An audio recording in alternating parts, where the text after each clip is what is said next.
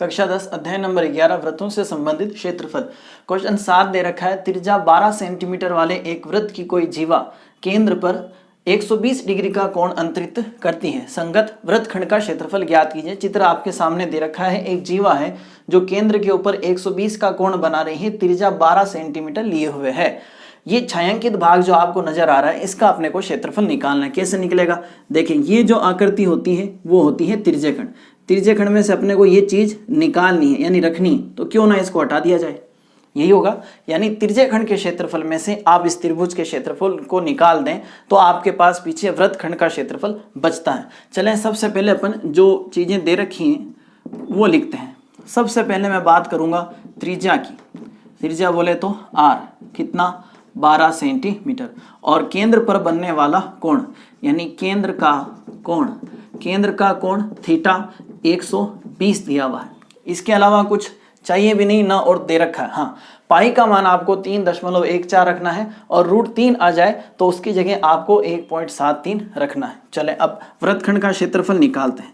वृत्तखंड का क्षेत्रफल किसमें से क्या घटाने से आएगा?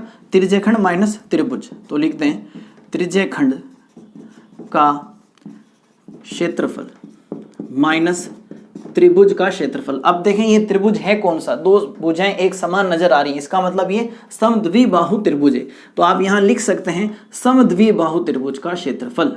समद्विबाहु त्रिभुज,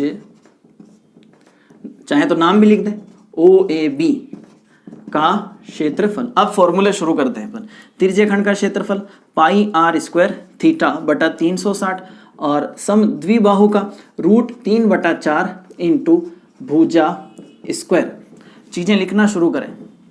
देखें, ये जो त्रिज्या है वो इस त्रिभुज की भुजा का काम करेगी। चाहे तो आप यहाँ लिख दें भुजा बराबर कितनी? 12 सेंटीमीटर। पाई का मान रखना है 3.14। त्रिज्या अपने को दे रखी है 12 इंटू 12, क्योंकि स्क्वायर लगा हुआ।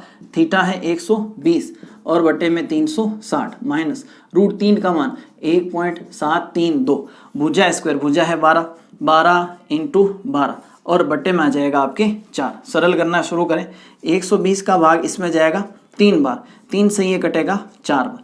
यहाँ देखें 4 से कटेगा ये 3 बार। ठीक है, इसके अलावा कुछ हो नहीं रहा इसमें। चलें, अब जो बचा उसको देखें।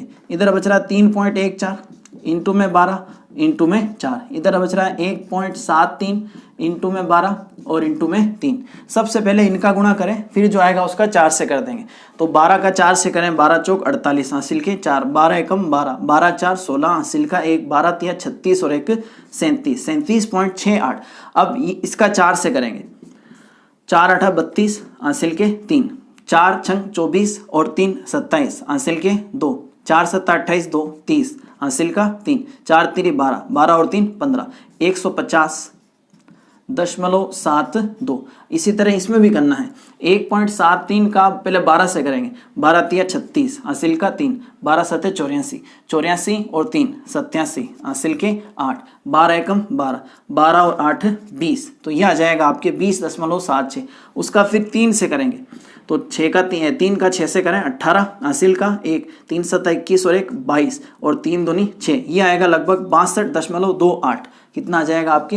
65.28। अब इनको आपस में क्या करें? घटा दें। 150.72 में से 62.28 को निकालना है। चाहे तो वहाँ भी निकाल सकते हैं। 12 में से 8 गए 4, 6 में से 2 गए 4 और 10 में से 2 गए 8, 14 में से 6 गए तो 8, 88.44। आपका आंसर आ जाएगा 88.44 सेंटीमीटर स्क्वायर। तो ये था आपके क्वेश्चन नंबर 7, जिसमें हमने वृत्तखंड का क्षेत्रफल निकाला।